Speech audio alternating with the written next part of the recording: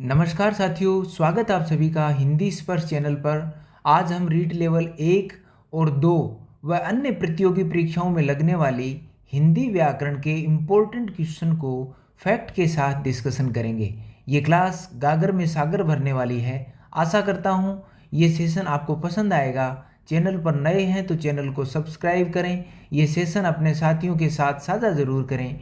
Class पसंद आए तो लाइक और कमेंट करना ना भूलें। साथियों, हिंदी व्याकरण के लगभग टॉपिक पर बहुत ही डिटेल्ड व शानदार मैटर के साथ वीडियो डाल रखे हैं। आप चाहें तो चैनल पर विजिट कर सकते हैं। अब बढ़ते हैं आज के क्वेश्चन की तरफ। तो क्वेश्चन नंबर 1 है साथियों, ध्वनि किसकी लघुत्तम इकाई है? ये थर्ड ग्रेड एग्जाम 2013 में क्वेश्चन पूछा गया है। इसके साथ में मैंने फैक्ट दिए साथियों, वो 3 क्वेश्चन अलग से दिए हैं, तो वो भी इम्पोर्टेंट है परीक्षा की दृष्टि से। ये केवल एक क्वेश्चन नहीं है, इसके साथ 4 क्वेश्चन और भी हैं। तो देखें, अक्षर, वाक्य, वर्ण, भाषा। तो साथियों, ध्वनि की जो लघुत्तम इकाई है वो क्या है? ध्वनि की वो भाषा है। क्या है? भाषा। तो डी ऑप्शन है वो बिल्कुल इसमें करेक्ट है। अब साथियों, इसके साथ में और भी क्वेश्चन किस तरीके से परीक्षा में पूछे जा सकते हैं वो भी देखेंगे। भाषा की लघुत्तम सर्वे इकाई क्या कहलाती है? ध्वनि। क्या कहलाती है? ध्वनि। क्वेश्चन दूसरे तरीके से पूछ लिया घुमा के। यहाँ पे क्या पूछा है? ध्वनि किसकी लघुत्तम इकाई है? तो वो भाषा की। और यहाँ पे क्या पूछ लिया? भाषा की लघुत्तम सर्वे इकाई है, तो वो क्या हो जाएगी? ध्वनि। दूसरा इसमें देखें, भाषा की लघुत्तम लिखित इकाई क्या कहलाती है साथियों? वो कहलाती है वर्ण। क्या कहलाती है? वर्ण। भाषा की लघुत्तम सार्थक इकाई क्या कहलाती है? तो ये कहलाती है शब्द। तो इन चीज़ों को बड़े ध्यान से देखें। सर्वे, लिखित, सार्थक, तो इनमें बहुत सी बातें छिपी हुई हैं। तो इस तरीके से ये क्वेश्चन आते हैं बार बार, इसलिए मैंने यहाँ पे एक साथ इन्हीं को तीन चार क्वेश्चन को एक साथ रख दिया है। ठीक है। अब देखिए क्वेश्चन नंबर 2, किस क्रम में पश्च स्वर है? अब जिह्वा के आधार पे जो स्वर का वर्गीकरण है वो यहाँ पे क्वेश्चन पूछा है। तो किस क्रम में पश्च स्वर है? ये पटवार एग्जाम 2011 में साथियों आया है। ई, उ, ए, आई। तो इसमें जो अपना ऑप्शन क्या होगा साथियों? वो होगा उ। क्या होगा? उ। पूछा क्या साथियों? पश्च स्वर। अब समझिए कैसे कि ये साथियों जिह्वा है अपनी, तो ये अग्रभाग है। ये क्या है? अग्र। अग्र माने आगे का। ये अग्र आगे का भाग है। यहाँ पे देखिए, अब इसमें क्या अग्र में कौन कौन आते हैं? ई, ए, आई। ये किस में आते हैं? अग्र में आते हैं। अग्र का मतलब आगे वाले भाग से बोले जाते हैं। ठीक है। अब फिर है साथियों मध्य। तो मध्य स्वर का मतलब क्या है? बीच से, है ना। तो वो क्या आएगा? इसमें ए आता है, मात्र क्या आता है? ए ही आता है। तो इसको ज़्यादा याद करने की जरूरत नहीं कि मध्य में क्या आएगा? ए आएगा। अब याद क्या करना है आपको? अग्र और पश्च। तो कैसे याद कर सकते हैं? एक तरीका है साथियों आसान, कि अग्र स्वर को याद कर लें सिर्फ। मध्य में पता ही है ए है, अग्र को याद कर लें, जो बाकी बच जाएंगे वो किस में आ जाएंगे? पश्च में आ जाएंगे। तो पश्च स्वर का मतलब क्या होता है? पश्च होता है साथियों अंत में या बाद में या पीछे से। ठीक है। तो पश्च स्वर में कौन कौन से आते हैं? आ, उ, ओ, औ। और एक इसमें आ और आता है साथियों, ये आ, ये भी इसी में आता है। ठीक है। तो ये क्या है? ये पश्च स्वर हैं। तो याद करने का तरीका मैंने बता दिया साथियों। क्या करें कि पहले अग्र स्वर को अच्छे से याद कर लें। आगे से जीवा के आगे से बोले जाने वाले वर्ण हैं वो याद कर लें। मध्य में पता ही है एक आता है ए, और उसके बाद जो बच जाएंगे वो किस में आ जाएंगे? पश्च में आ जाएंगे। अब देखिए क्वेश्चन नंबर 3। क्वेश्चन नंबर 3 है, किस व्यंजन के उच्चारण में जिह्वा तालु से नहीं टकराती है?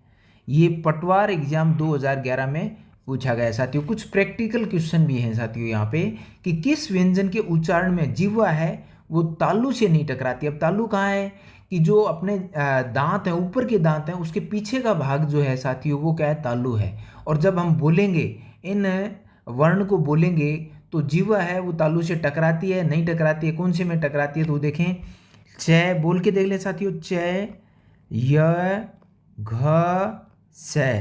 तो अब साथियों इसमें जब आप बोल के देखेंगे आपको पता चल गया होगा कि इसमें जो सी ऑप्शन है ये बिल्कुल करेक्ट है। घ है, ये जीवा है वो तालु से नहीं टकराती। अब तालव्य जो हैं वो कौन कौन से हैं? देखें, तालव्य से उच्चारण होने वाले वर्ण निम्नलिखित हैं। तालव्य से कौन कौन से वर्ण हैं वो उच्चारित होते हैं? वो च, छ, ज, झ, ञ, ई, य और श। ये हैं साथियों, ये किससे हैं? ये तालव्य से उच्चारण होते हैं। ठीक है। अब देखें क्वेश्चन नंबर 4। निम्न में से किस वर्ण के उच्चारण में जिह्वा दांतों का स्पर्श करती है? जिह्वा क्या करती है? दांतों का स्पर्श करती है, दांतों को छूती है। ये सेकंड ग्रेड एग्जाम 2014 में पूछा है साथियों। अब इसको भी बोल के देखेंगे। क, च, त, प। तो इसमें भी साफ पता चल रहा है कौन सा वर्ण टकरा रहा है जिह्वा दांतों से।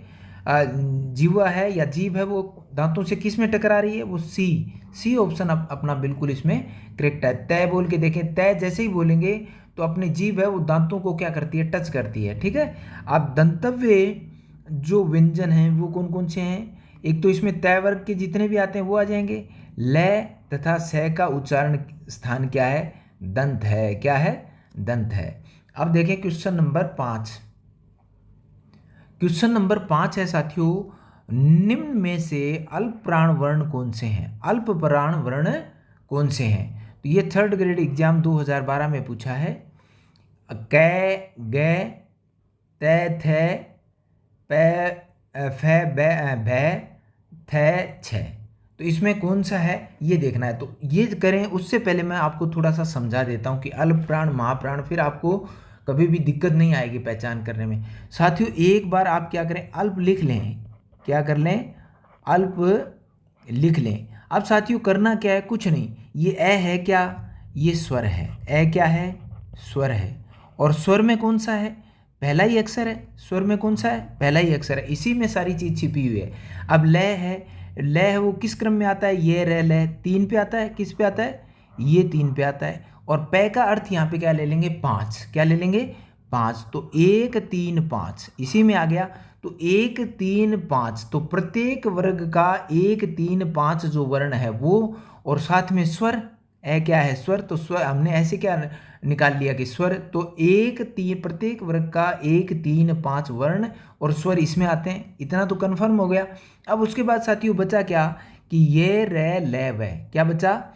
ये रे ले और वे। एक तरीका तो ये है साथियों, इस तरीके से याद कर सकते हैं कि अल्प में क्या छिपा हुआ है? ए है, वो क्या है? स्वर है। और ए क्या है? प्रथम स्वर क्या है? प्रथम स्वर है ए। और लय किस क्रम में आता है? ये रे लय बोल के देख लें 3 पे। पै का मतलब क्या ले लें? 5। तो 1 3 5 कहने का मतलब प्रत्येक वर्ग का 1 3 5 वर्ण है वो, और स्वर ये तो किस में आते हैं? अल्प प्राण में। इसके अलावा क्या क्या आते हैं? ये रे लय वे। या एक तो ये तरीका। दूसरा क्या कर सकते हैं? दूसरा क्या करेंगे साथियों कि 1 3 5 1 3 5 को यार से लव है, ऐसे याद कर लें। 1 3 5 आ जाएगा। और ये से या से क्या बनेगा? ये रे से क्या बनेगा? रे हो ही जाएगा। ले और ये वह, बस। तो इस तरीके से याद कर सकते हैं। तो अब देखें, अब क्या देखें? ऑप्शन देखें। तो साथियों ये कह रहा है कि अल्प प्राण में क्या आना चाहिए? 1 3 5। तो एक इसमें भी आ रहा है, इसमें नहीं आ रहा, इसमें नहीं आ रहा। तो ये दो तो बिल्कुल गलत हैं। तो इन दो में लड़ाई है साथियों। तो ये क्या आ गया? प्रथम और द्वितीय आ गया। 1 और 2 आ गया ना, तैथ है। तो ये बिल्कुल गलत है। तो इसमें कौन सा बचा? ये ए जो है ये बिल्कुल करेक्ट है, क्योंकि कै क्या है? प्रथम वर्ण है। और तीसरा क्या है? ग है। तो 1 और 3 की बात कर रहा है ये। तो इस तरीके से आप याद करेंगे, जोड़ के याद करेंगे तो साथियों निश्चित रूप से आपके याद हो जाएंगे, और फिर आप परीक्षा में कभी भी गलती नहीं करोगे। अब देखिए क्वेश्चन नंबर 6। निम्न में से महाप्राण वर्ण कौन से हैं? महाप्राण वर्ण कौन से हैं? ये थर्ड ग्रेड एग्जाम 2012 में क्वेश्चन आया साथियों। ख, घ, च, छ, कै, च, ये रे, ते, द। अब साथियों महाप्राण में भी देख लें। महाप्राण में क्या है? इस तरीके से याद कर सकते हैं कि 24 माह में, ऐसे याद कर लें, 24 माह में 24 माह में 3 सह, ये तीनों सह आ जाएंगे साथियों। 3 सह और अंत में क्या आ जाएगा, है। तो 24 माह में 3 से और है, तो 24 माह का मतलब क्या होगा साथियों, यहाँ पे 2 और 4 है ना, प्रत्येक वर्ग का दूसरा और चौथा वर्ण, और तीनों क्या आ जाएंगे इसमें, से आ जाएंगे और क्या आ जाएगा, है आ जाएंगे। ये किस में आ जाएंगे, वर्ण में आ जाएंगे। दूसरा क्या है, अगर आपके याद नहीं हो तो माह, माह जो लिखा है ना साथियों, इसको माह मान लें। तो माह कितने, ऐसे दिमाग में जोड़ के वैसे 12 होते हैं, तो इसमें डबल कर लेंगे, 24 माह में, 24 माह में 3 से, 3 से है, इस तरीके से याद कर लेंगे। अब फिर देखें इसमें कि 2 और 4 कहाँ पे, यहाँ पे 1 आ गया, पहला वर्ण आ गया, तो ये तो अपने आप ही गलत है। ये भी पहला आ गया तो अपने आप में भी गलत है। अब ये भी यहाँ पे पहला है तो ये अपने आप में भी गलत है, आगे चेक करने की जरूरत ही नहीं है साथियों। तो इसमें ख क्या है, दूसरा, और घ क्या है, चौथा वर्ण है। तो इस तरीके से आप क्वेश्चन एग्जाम में आराम से निकाल सकते हैं, इनको याद भी कर सकते हैं। अब आगे देखें क्वेश्चन नंबर 7। क्वेश्चन नंबर 7 है साथियों कि निम्नलिखित में से कौन सा शब्द तत्सम है। अपने को क्या ढूंढना है, तत्सम ढूंढना है। देखें अच्छे से, कसौटी, कछुआ, फिटकिरी, स्कंद। तो इसमें ढूंढना क्या है साथियों, तत्सम ढूंढना है। तो तत्सम क्या होगा, डी ऑप्शन है, ये बिल्कुल करेक्ट है। स्कंद का क्या होता है साथियों, जो तत्व होता है वो क्या होता है, कंधा, क्या होता है, कंधा होता है। अब जो कसौटी है, इसके हम क्या देखेंगे, ये तीनों के तीनों क्या हैं, तद्भव हैं, तत्सम देखेंगे। कसौटी का क्वेश्चन ऐसे भी आ सकता है, कसौटी तद्भव का तत्सम होगा, फिर अवैध दे के पूछा जा सकता है। तो क्वेश्चन एग्जामिनर है वो किसी भी तरीके से पूछ सकता है। तो कसौटी का क्या होगा, कस पट्टी का, क्या होगा, कस पट्टी का। कछुआ का क्या होगा, कच्छप। और फिटकिरी का क्या होगा, ये होगा साथियों सफ्टिक। ये क्वेश्चन भी इम्पोर्टेंट हैं, ठीक है। अब ये भी जानना जरूरी है, क्या है साथियों, ये भी जानना जरूरी है कि हिंदी की सभी क्रियाएं तद्भव शब्दों में आती हैं। अब क्या है इम्पोर्टेंट साथियों कि हिंदी की जितनी भी क्रियाएं हैं वो सारी किस में आएंगी, वो आएंगी साथियों तद्भव में। उनके पीछे क्या लग जाता है, ना लग जाता है। जैसे चलना, पढ़ना, सोना, ये किस में आ जाएंगी, तद्भव में। दूसरी इसमें महत्वपूर्ण बात क्या है साथियों कि चंद्र बिंदु वाले शब्द हैं वो क्या होंगे, तद्भव। वह अनुस्वार वाले हैं वो क्या हो जाएंगे, तत्सम होते हैं। क्या होते हैं, तत्सम होते हैं। और तद्भव तत्सम से संबंधित आपको वीडियो देखना है साथियों, पूरे ट्रिक के साथ मैंने वीडियो डाल रखा है, वो आप चैनल पे जाके देख सकते हैं पूरे ट्रिक के साथ। कभी भी आपके तत्सम और तद्भव के क्वेश्चन है वो गलत नहीं होंगे। जैसे देखिए, चांद और ये संसार, चांद पे क्या है साथियों, ये क्या है, चंद्र बिंदु है, इसका मतलब देखने की जरूरत नहीं, ये क्या है, तद्भव है। और यहाँ पे अनुस्वार लग गया, इसका मतलब क्या है कि ये तत्सम है। आगे देखें क्वेश्चन नंबर 8। निम्नलिखित देशज शब्द है, निम्नलिखित में से क्या है, देशज शब्द है वो है, ये पूछा है साथियों ऐसा एग्जाम 2021 में देशज शब्द पूछा है। औंखली, टोटका, टेटुआ, किवाड़। तो इसमें जो करेक्ट आंसर होगा वो साथियों क्या होगा, सी ऑप्शन बिल्कुल करेक्ट है। टेटुआ शब्द है वो देशज शब्द है। अब औंखली है, औंखली का तत्सम क्या होगा, तो औंखली का तत्सम होगा साथियों उलूखल, क्या होगा, उलूखल। और टोटका का क्या होगा, टोटका का होगा त्राटक, क्या होगा, त्राटक। और किवाड़ का क्या होगा साथियों, किवाड़ का होगा कपाट। कई बार कंफ्यूज हो जाते हैं, किवाड़ को भी हम क्या समझ लेते हैं, देशज समझ लेते हैं, जबकि ये क्या है, किवाड़ है वो तद्भव शब्द है और इसका तत्सम क्या होगा, कपाट होगा। अब देखिए क्वेश्चन नंबर 8। क्वेश्चन नंबर 8 है साथियों, 9 है साथियों। नीचे दिए गए विकल्प में से कौन सा शब्द एक वचन है, कौन सा शब्द एक वचन है।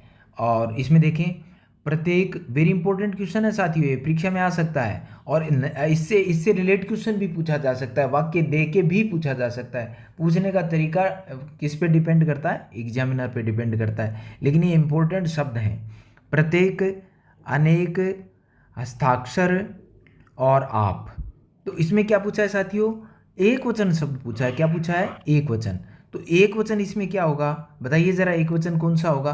तो इसमें जो अपना 9वां है, इसमें एक वचन क्या होगा, प्रत्येक। क्या होगा, प्रत्येक जो है वो क्या है, एक वचन है। बाकी तीनों, अनेक, हस्ताक्षर, आप, तीनों क्या हैं, बहुवचन शब्द हैं। क्या हैं, बहुवचन शब्द हैं। ये भी जाने, ये भी देख लेते हैं। प्रत्येक, हर एक, का प्रयोग एक वचन में प्रयुक्त होता है। किस में होता है? एक वचन में प्रयुक्त होता है। ये चीज़ अपने को याद रखनी है। एक तो प्रत्येक और एक हर एक। वाक्य में भी देखिए पूछ सकता है अगला। कुछ शब्द सदैव बहुवचन में ही प्रयुक्त होते हैं। कुछ शब्द हैं वो साथियों क्या है? बहुवचन में प्रयुक्त होते हैं। कौन कौन से? जैसे देखें, हस्ताक्षर शब्द है वो बहुवचन है, दर्शन है, प्राण है, होश है, भाग्य है, आप है, समाचार है, दाम, लोग, हालचाल, ऐसे बहुत से शब्द हैं जो हमेशा किस में होते हैं? बहुवचन में ही प्रयुक्त होते हैं। ये क्वेश्चन भी कई बार पूछा जाता है, ये देख करके कौन सा है कौन सा नहीं है। तो ये साथियों याद रखें, ठीक है। अब देखिए क्वेश्चन नंबर 10। नीचे दिए गए विकल्प में कौन सा शब्द बहुवचन है? कौन सा शब्द बहुवचन है? जनता, भीड़, सोना, आंसू। तो इसमें एक बहुवचन पूछा है साथियों, तो बहुवचन क्या है? डी ऑप्शन है, ये बिल्कुल करेक्ट है। 10वीं में क्या है? डी ऑप्शन, आंसू है, वो क्या है? बहुवचन है। बाकी जनता, भीड़, सोना ये क्या है? एक वचन के उदाहरण है। अब कैसे, ये भी जाने। कुछ शब्द ऐसे होते हैं जो पूरे समुदाय का प्रतिनिधित्व करते हैं, इसलिए इनका प्रयोग एक वचन में ही होता है। जैसे जनता शब्द आ गया, भीड़ शब्द आ गया। तो ये क्या है साथियों कि कुछ शब्द ऐसे हैं जो पूरे समुदाय का, जनता है, भीड़ है, सेना है, ये क्या है? पूरे समुदाय का प्रतिनिधित्व करते हैं, इसलिए हमेशा इनका प्रयोग क्या होगा? एक वचन में ही प्रयुक्त होता है। अब देखें साथियों कि द्रव्यवाचक संज्ञाएं, एक चीज़ और ध्यान रखनी है कि द्रव्यवाचक संज्ञाएं आमतौर पर एक वचन में ही प्रयोग होती हैं या एक वचन में ही प्रयुक्त होती हैं द्रव्यवाचक संज्ञाएं। तो द्रव्यवाचक सोना क्या है? द्रव्यवाचक है। तो ये भी क्या है? वर्षा, है ना, तेल, ये सारे के सारे किस में आ जाएंगे? द्रव्यवाचक में। तो द्रव्यवाचक संज्ञाएं भी क्या होती हैं साथियों? आमतौर पर बहुवचन ही होती हैं। और भाववाचक संज्ञाएं, एक चीज़ और ध्यान रखें, भाववाचक संज्ञाएं भी हमेशा क्या होती हैं? एक वचन में ही प्रयुक्त होती हैं। अब क्वेश्चन नंबर 11 देखिए। क्वेश्चन नंबर 11 है, सोमवार को बाजार बंद रहता है। सोमवार को बाजार बंद रहता है, उपयुक्त वाक्य में कौन सा कारक है? ये क्वेश्चन इंपॉर्टेंट है साथियों। देखने में आपको यहाँ पे क्या लग रहा है? को लग रहा है। तो को लगते ही आप क्या करेंगे? अब देखें आगे उत्तर देख लेते हैं। अधिकरण कारक, कर्म कारक, संबंध कारक, करण कारक। तो इसमें 11 में जो अपना ऑप्शन होगा वो कौन सा होगा? वो होगा अधिकरण कारक। क्या होगा? अधिकरण कारक। ज़्यादातर बच्चे क्या है? को देख करके क्या करेंगे? कर्म कारक करेंगे, या फिर ज़्यादा से ज़्यादा क्या कर सकते हैं? संबंध कारक कर सकते हैं। लेकिन क्यों? अब देखें, ये जानना ज़रूरी है ताकि आप आगे से इस तरीके के क्वेश्चन आए एग्जाम में तो आप गलत ना करें।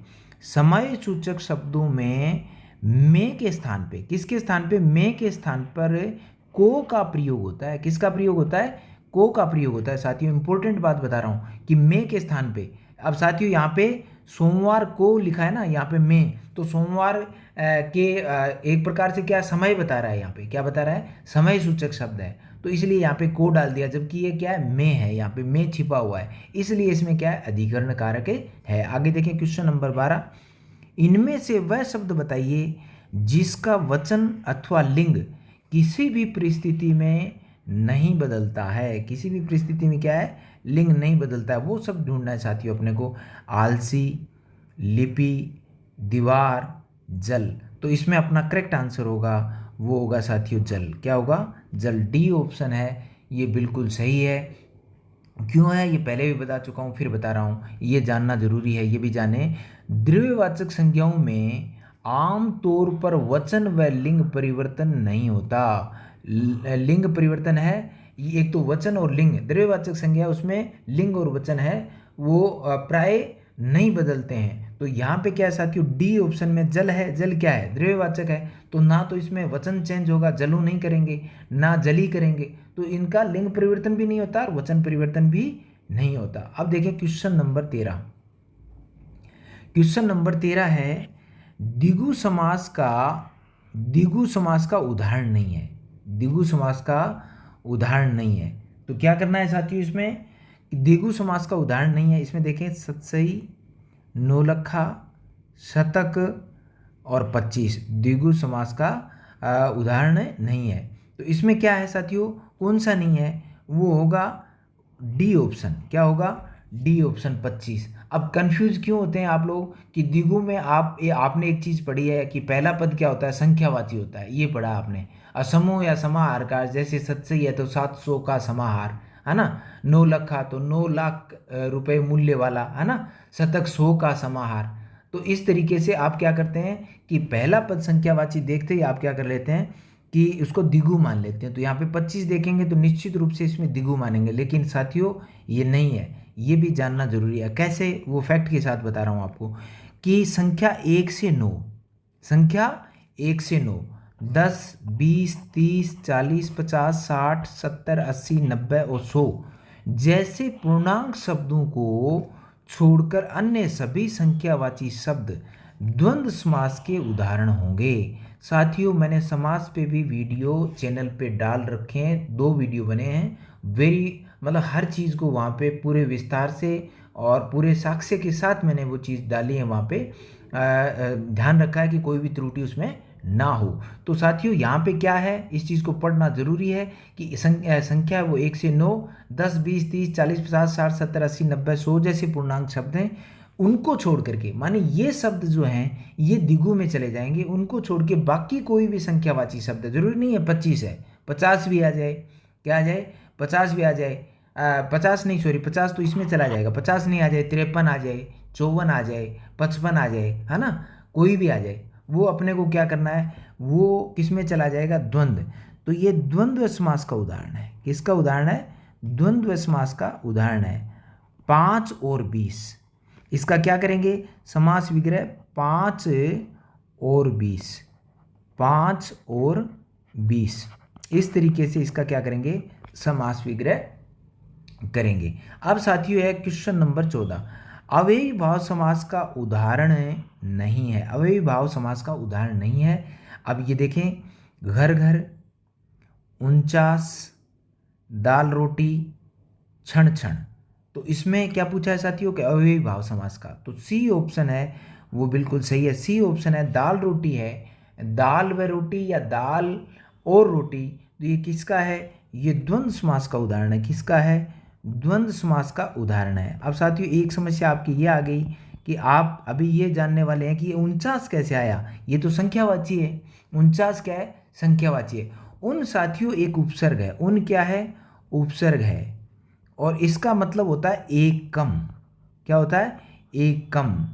उपसर्ग हैं वो अवयवी होते हैं, तो पहला पद क्या होता है, अवयव, अवयवी भाव में क्या होता है, पहला पद अव्यय होता है। तो उन क्या है, 49, मानी 50 से एक कम, 50 से एक कम, 50 से एक कम, तो ये भी किस में आ जाएगा साथियों, ये भी अव्ययी भाव समास का ही उदाहरण है। घर ही घर में, आना, और क्षण क्षण, प्रत्येक क्षण, या हर क्षण, हर घर, इस तरीके से भी कर सकते हैं समास विग्रह। और जहाँ पे एक साथ 2 शब्द रिपीट हो रहे हैं एक साथ, घर घर, क्षण क्षण, पल पल, है ना, कुछ कुछ, तो वो सारे के सारे किसके उदाहरण है, अव्ययी भाव समास के उदाहरण। अब ये भी जानना जरूरी है, ये देखें, उन उपसर्ग होने के कारण इन संख्यावाची शब्दों में अव्ययी भाव समास होता है। क्या होता है, अव्ययी भाव समास होता है, किसमें, उन उपसर्ग होने के कारण। उनका अर्थ बता दिया, एक कम, 50 से एक कम।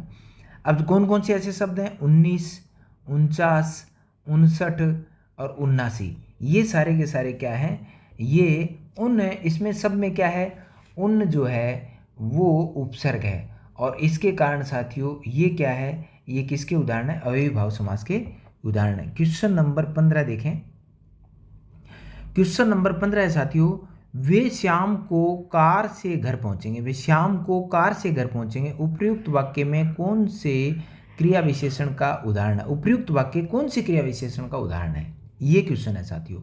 अब इसमें क्या है कि एक चीज़, पहले आगे बढ़ूं उससे पहले एक चीज़ आपको बता देता हूं। इसमें पहले तो ये देख लेते हैं, उत्तर देख लें पहले। ऑप्शन देखें, कालवाचक, रीतिवाचक, स्थानवाचक और उपयुक्त सभी।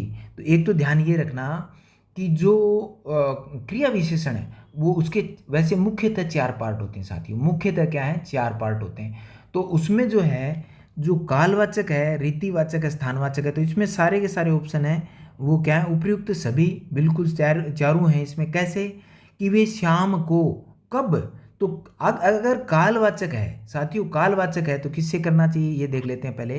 कालवाचक है तो क्या करें, कब से क्वेश्चन करें, किससे करें, कब से। तो कालवाचक में यहाँ करके देखें, वे शाम को कब, तो अपने को उत्तर मिल गया शाम को, ठीक है। आगे देखें, रीतिवाचक में कैसे से क्वेश्चन करें, किससे करें, कैसे से करें। वे शाम को किस से घर आए या कैसे घर आए, तो कार से, या किस से तो कार से। तो अपने को उत्तर मिल रहा है किससे घर आए, कार से।